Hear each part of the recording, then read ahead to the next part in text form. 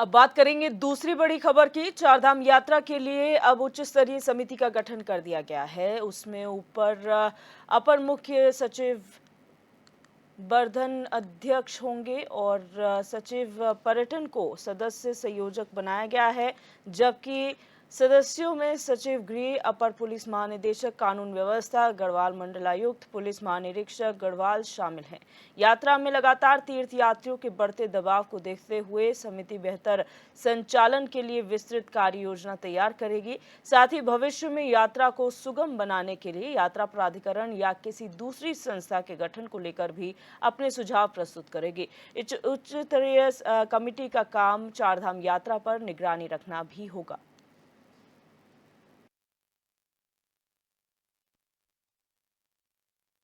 देखिए, प्रदेश सरकार निरंतर जो चारधाम यात्रा व्यवस्थाएं हैं उनमें सुधार किस प्रकार से हो, इसके लिए लगातार विचार कर रही है, प्रयास कर रही है।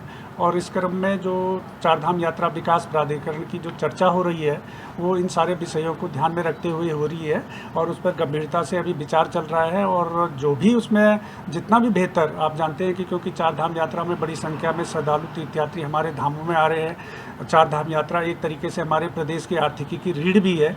तो जो यहाँ पर जो श्रद्धालु तीर्थयात्री आते हैं उनको किस प्रकार से अच्छी से अच्छी व्यवस्था मिल सके, किस प्रकार से व्यवस्थाओं में और अधिक सुधार हो, संशोधन हो, उनमें मजबूती मिले, इसके लिए प्रदेश सरकार निरंतर विचार कर रही है। और उसी संदर्भ में इस चारधाम यात्रा प्राधिकरण के जो विचार आया है उस पर अभी सरकार गंभीरता से, उस पर एक कमेटी भी सरकार द्वारा गठित की गई है और शीघ्र ही वो कमेटी अपनी जो संस्तुतियां हैं, जो रिपोर्ट है, वो प्रदेश सरकार को सौंपेगी। देखिए, आप जानते हैं कि इस वर्ष बड़ी भारी संख्या में श्रद्धालु तीर्थयात्री धामों में आए हैं और अप्रत्याशित भीड़ श्रद्धालुओं की उमड़ी है।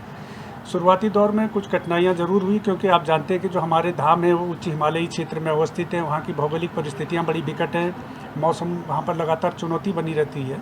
तो इसके बाद शुरुआती दौर में कुछ कठिनाइयाँ रही, लेकिन उसके पश्चात से प्रदेश सरकार के स्तर से माननीय मुख्यमंत्री जी के कुशल मार्गदर्शन में जो चारधाम यात्रा हमारी बहुत सुव्यवस्थित चल रही है। और प्रदेश सरकार का, बद्रीनाथ केदारनाथ मंदिर समिति का, सभी का प्रयास है, जिस यात्रा व्यवस्था से जुड़ी हुई जितनी भी एजेंसियां, विभाग हैं, सभी प्रयास कर रही हैं कि जो भी श्रद्धालु तीर्थयात्री हमारे धामों में आ रही है उनकी यात्रा सुरक्षित रहे, सुगम हो, इसके लिए निरंतर प्रयास किए जा रहे हैं। और प्रदेश सरकार के स्तर से भी लगातार जो श्रद्धालु तीर्थयात्री चारधाम यात्रा करना चाहते हैं उनके लिए समय समय पर एडवाइजरी जारी की जा रही है। और हम लगातार उनसे अनुरोध भी कर रहे हैं कि जो लोग अपनी चारधाम यात्रा का कार्यक्रम बना रहे हैं उनको कार्यक्रम बनाने से पूर्व जो प्रदेश सरकार की एडवाइजरी है उसका पालन करना चाहिए।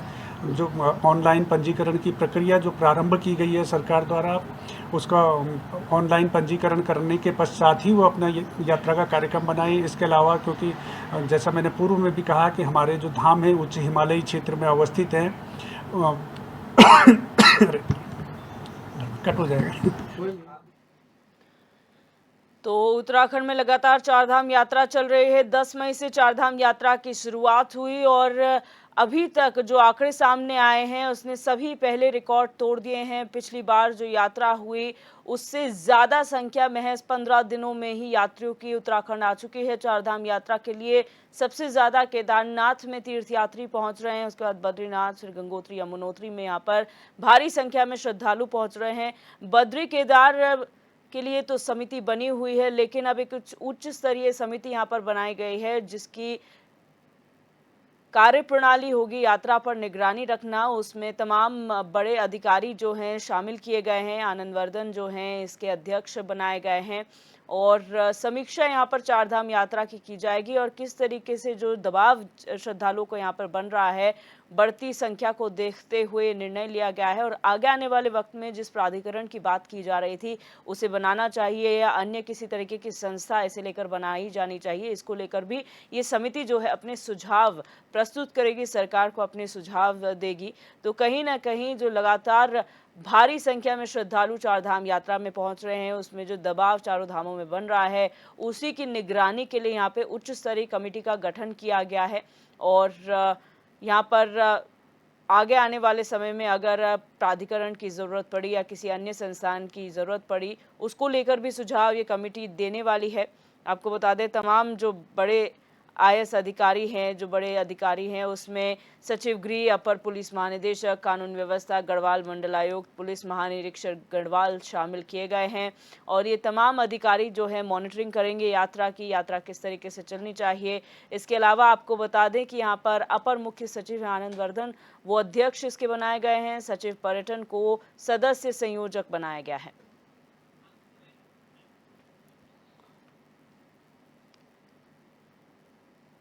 और हमारे संवाददाता हिमांशु गौड़ हमारे साथ ज्यादा जानकारी के लिए लाइव जुड़ चुके हैं। हिमांशु, जानकारी चाहेंगे, जिस तरीके से प्राधिकरण की बात चारधाम यात्रा के लिए हो रही थी, लेकिन अभी उच्च स्तरीय जो कमेटी का गठन किया गया है, जिसके अध्यक्ष आनंद वर्धन को बनाया गया है, क्या कुछ उसे लेकर जानकारी है और क्या कार्यप्रणाली होगी, क्या कार्य इन अधिकारियों के पास होंगे? चारधाम यात्रा प्राधिकरण ये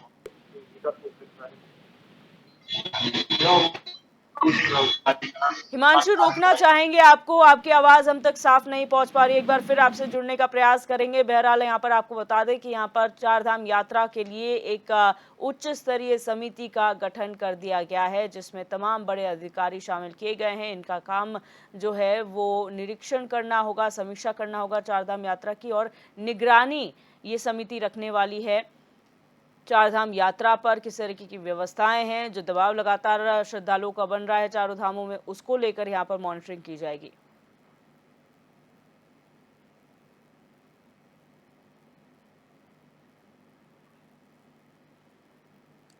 तो यहाँ पर आपको बता दें कि सचिव गृह, अपर पुलिस महानिदेशक, कानून व्यवस्था, गढ़वाल मंडलायुक्त, पुलिस महानिरीक्षक गढ़वाल को इस कमेटी का हिस्सा बनाया गया है। इसके अलावा आपको बता दें कि यहाँ पर अपर मुख्य सचिव आनंद वर्धन को जो है इसका अध्यक्ष बनाया गया है।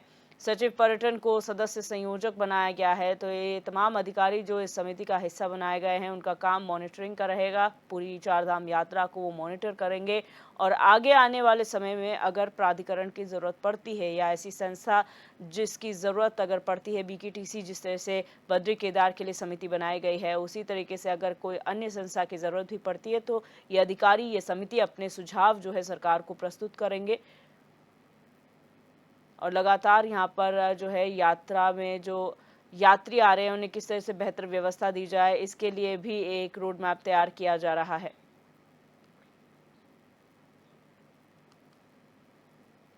और हमारे संवाददाता हिमांशु गौड़ एक बार फिर हमारे साथ लाइव जुड़ चुके हैं। हिमांशु, जानकारी दीजिए, आखिर इस समिति का कार्य क्या होगा और क्या जरूरत पड़ी इस समिति की, क्यों बनाई गई है ये समिति?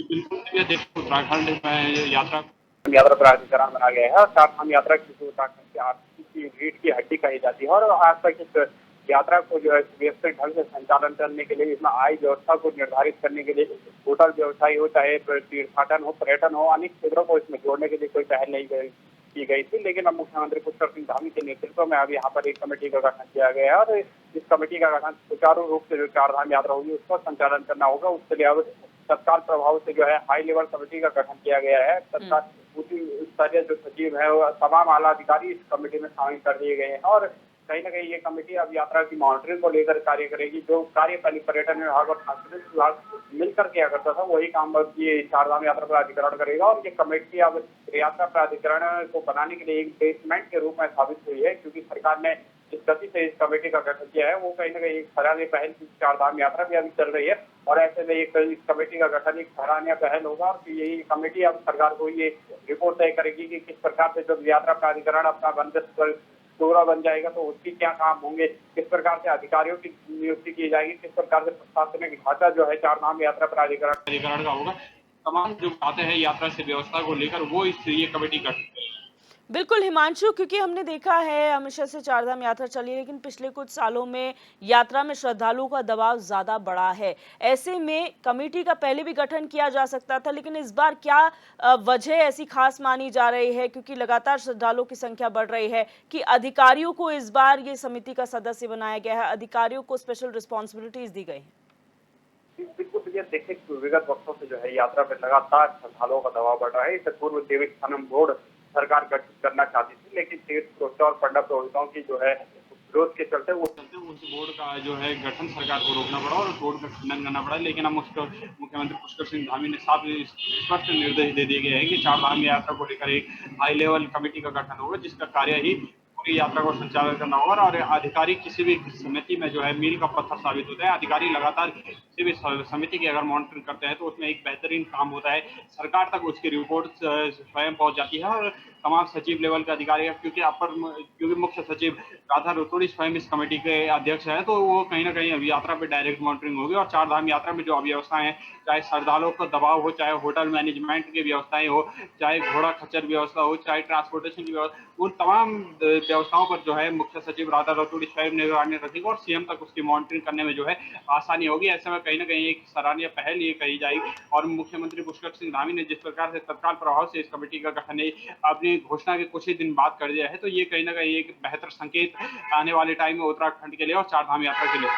बिल्कुल, बहुत शुक्रिया हिमांशु हमारे साथ जुड़ने के लिए और तमाम जानकारी साझा करने के लिए।